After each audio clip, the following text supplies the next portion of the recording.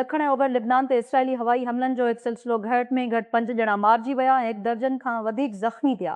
सिहत वारी वज़ारत मूजिबि इसराइल हिज़बुल्लाह सां जंगबंदी तोसीअ ते राज़ी थियण जी बावजूदि आचर ते हमलनि में मियोस्पिल शामिल आहिनि। तैर फलसी, तैर दिबा, आज़रारिया ऐं जिप्श।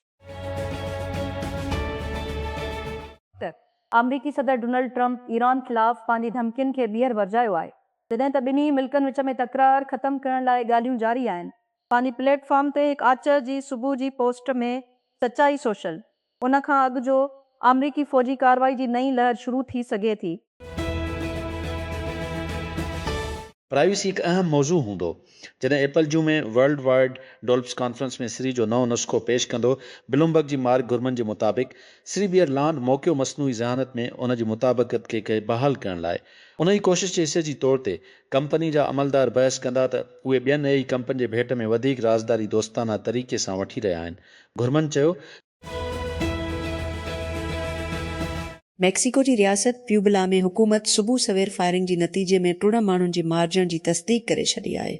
आचर ते रियासती हुकूमत मुतासिरीन खे शहन मर्दन, 3 औरतुनि ऐं हिकु नाबालिग तौरु सुञाणप कयो, जेतोणीकि नाला पेश न कया विया।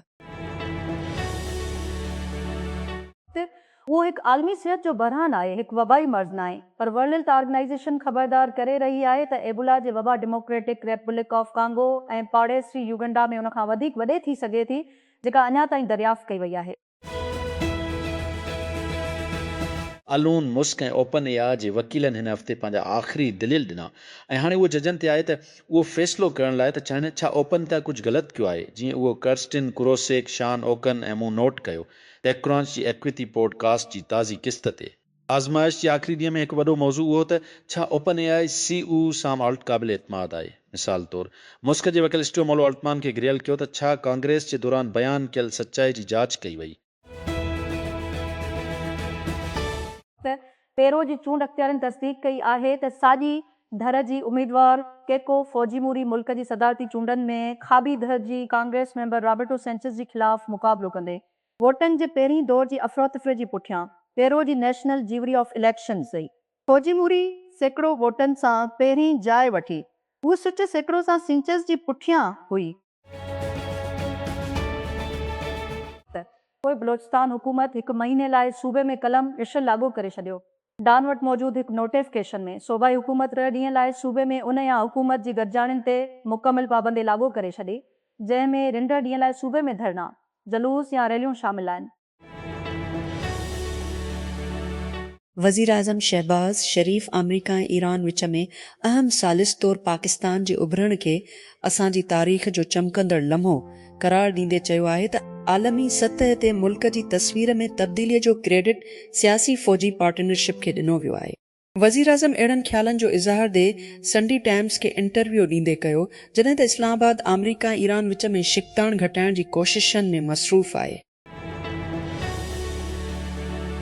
अटले जे वज़ीर आज़म जॉर्जिया मेलोनी ऐं सदर सर्जियो मेटारिला उतरीन शहर मोडिना जी मखे शॉपिंग स्ट्रीट ते कार सवारी ऐं चाको हमलनि जी मुतासिरनि जो दौरो कयो आहे। छंछर ते 3 साल शख़्स जंहिंजी सुञाणप सलेम एल कोदरी जी नाले सां कई वई आहे, शहर जे मर्कज़ ज़रिए तेज़ रफ़्तार सां डोड़ियो, दर्जन खां वधीक माण्हुनि खे मारियो। फ्रांस में हिकु प्रोसिक्यूटर इंकिशाफ कयो आहे त सुर नवन मुश्तबा मुतासिरीन यूरोपी मुल्क जी देर सां अमरीकी जी जिंसी मुजरिम जेफरी एप्स्टिन जी नेटवर्क जे जांच में साम्हूं आया आहिनि। RTL ब्रॉडकास्टर सां ॻाल्हाईंदी पेरिस जी पब्लिक प्रोसिक्यूटर लोर बेको आर्चर ते चयो त अटकल त शकी मुतासिरीन पाण खे सुञाणी वरितो आहे। हिन फेबरवरी में मुमकिन मुतासिरीन खे ॻाल्हाइण लाइ ज़ोर ॾिनो।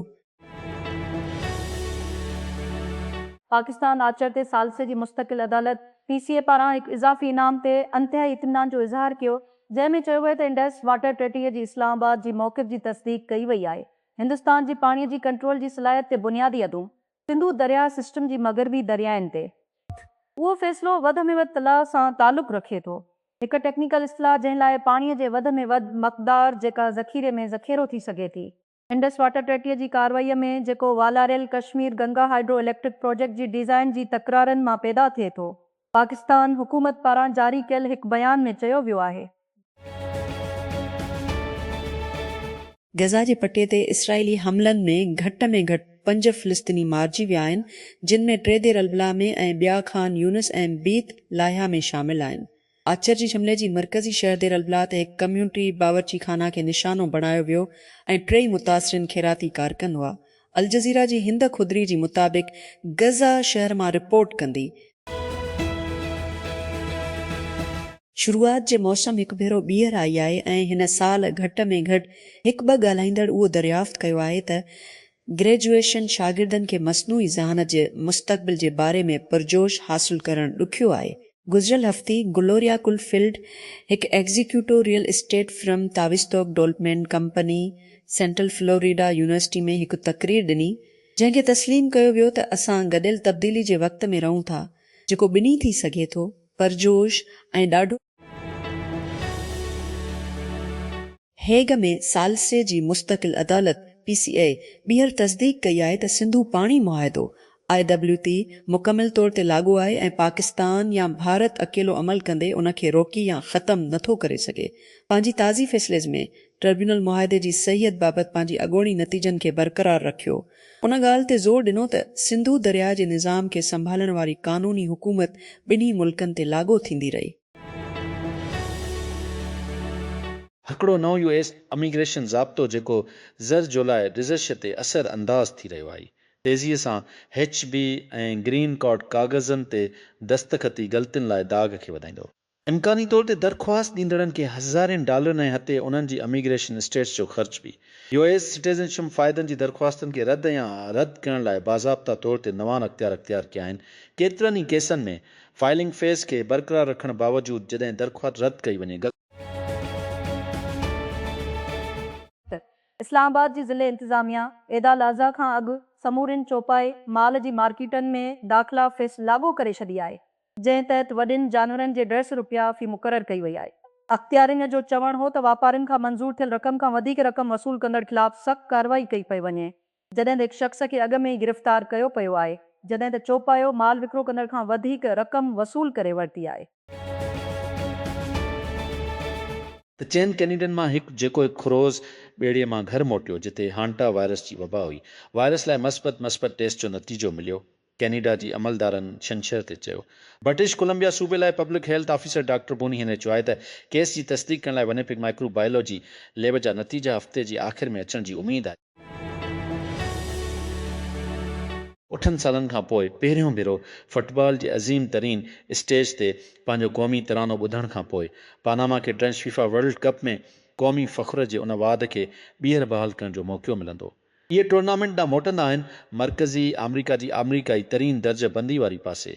दुनिया जे कुझु बहितरीन क़ौमुनि जे ख़िलाफ़ पाण खे आज़माइशी करण लाइ तयारु आहिनि।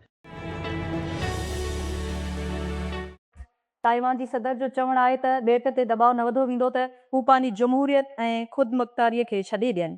कुझु ॾींहं बाद ख़ुदमुख़्तियार इलाइक़ो चीन ऐं अमरीका जे विच में बहस जो हिकु अहम नुक़्तो हो।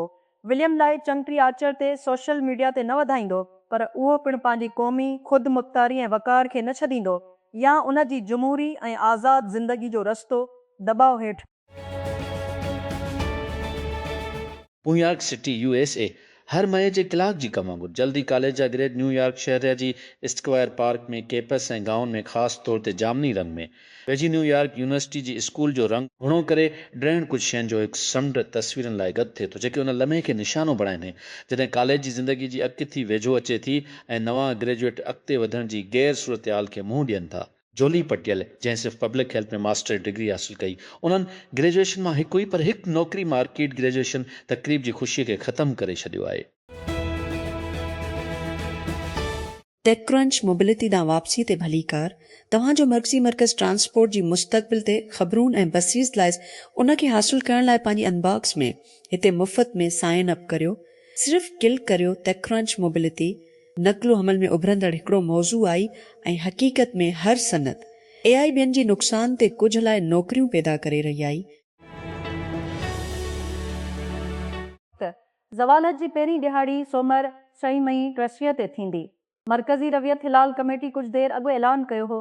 हिन वधीक तस्दीक कई आहे त पाकिस्तान में ईद अल अज़हा अरबा ज़वालत 3 यानी 3 मई 83 ते थींदी। गादी वारी शहर GF में वोमे इंटरनेशनल मार्केट शुरू कई आहे त MNA ऐं पार्लियामानी सेक्रेटरी फरह नाज़ अकबर उन सहूलियत जो इफ़्तिताह हिकु तक़रीब में कयो जेका Islamabad women chamber of commerce and industry तरफ़ान capital development authority metropolitan corporation Islamabad ऐं जाज़ कैश जी सहकार सां मुनक़िद कई वई हुई। मार्केट में शुरूआत पाकिस्तान जी कारोबारी शोबे में सख़्त संफ़े तफ़ावत जो जवाब ॾिए थी, जिते औरतूं सिर्फ़ सैकड़ो कारोबार कंदड़ आहिनि जॾहिं त मर्दनि जी 63 जी मुक़ाबले में त इहा सहूलियत मुकमिल तौर ते कैशलेस ट्रांज़ेक्शन ते हलंदी आहे, जेका औरतुनि जी कारोबारी मालिकनि खे बाज़ाब्ता मालियाती निज़ाम में ज़म करण ऐं उन्हनि जी डिजिटल ख़्वानगी खे वधाइण लाइ ठाहे वई आहे। रवियत हिलाल कमेटी ऐलान कयो आहे त ज़वालिज चंड नज़र अची वियो आहे ऐं ऐदाल आज़ा सिफ़री मई ते मिलाही वेंदी। उन ॻाल्हि जो ऐलान अॼु कराचीअ में चंड ॾिसणी कमेटी जो इजलास थियो, जॾहिं त इस्लामाबाद, लाहौर, कोयटा ऐं पेशावर में ज़ोनल कमेटियुनि जा इजलास बि कोठाया विया। Islamabad directorate general of immigration and passport DGIP सॼी मुल्क में पासपोर्ट जी घर डिलीवरी मुतारिफ़ कराइण ऐं दरख़्वास्त ॾींदड़नि जी मदद लाइ हिकु चेट बूट शुरू करण लाइ तयारु आहे। पासपोर्ट जी DG मोहम्मद अली रंधावा आचर ते डान खे ॿुधायो, दरख़्वास्त ॾींदड़नि खे जल्द ई पासपोर्ट हासिल करण जो अख़्तियार हूंदो उन्हनि जी दरवाज़नि ते। हिन चयो त उन मक़सद लाइ कोरियर सर्विस कंपनीअ सां ॻाल्हि ॿोल जारी आहे। वज़ीर आज़म शहबाज शरीफ़ क़तरी हम मनसुब सां टेलीफ़ोन ते राब्तो कयो ऐं पाकिस्तान जी क़यादत में अमन कोशिशुनि जे भरपूर हिमायत ऐं हिमायत कुतर जे क़यादत जो शुक्रियो अदा कयो।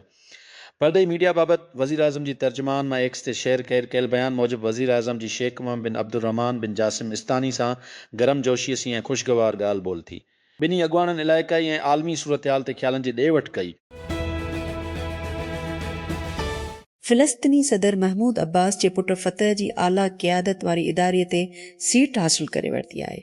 जीअं हिकु ॾहाके में कब्ज़े वारी वेस्ट बैंक तहरीक जी पहिरीं कांग्रेस जा इब्तिदाई नतीजा साम्हूं आया। रामल्ला में 3 ॾींहं 8 जनरल कॉन्फ्रेंस जेका ख़मीस ते शुरू थी ऐं आचर ते ख़तम थी, फतह आयो जॾहिं गज़ा ते इसराइल जी नस्ल परत जंग खां पोइ वजूदी चैलेंजनि खे मुंहुं ॾेई रहियो आहे।